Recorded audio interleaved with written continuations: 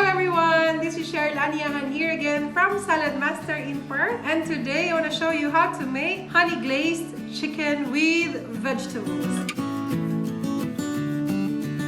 using our 3-quart Gourmet Wok limited edition with 24-karat plated gold inlay. But today we will not be using the draining rack, we will just be using the 3-quart Gourmet Wok. Okay, the first thing that we need to do is we have to heat up our 3-quart Gourmet Wok on medium heat.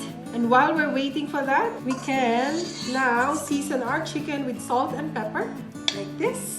Now what we have to do is to do the water test. See the water dancing? That's the right temperature that I want. Now it's time to put the chicken.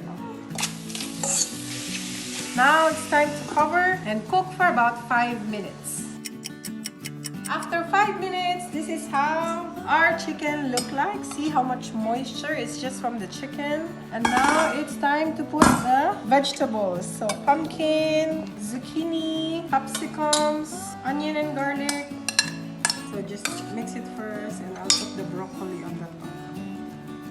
That's it. And then all you need to do is cover it for another 5 minutes.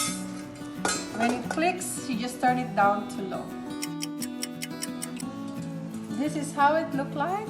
And now time to put our sauce. So we have honey, soy sauce, cornstarch with water. Just combine and cook for another 2 minutes or until the sauce has thickened. Okay, after 2 minutes, this is how it looked like. Look at the sauce. Look at the color of the vegetables. Very nice. Time to taste our honey glazed chicken.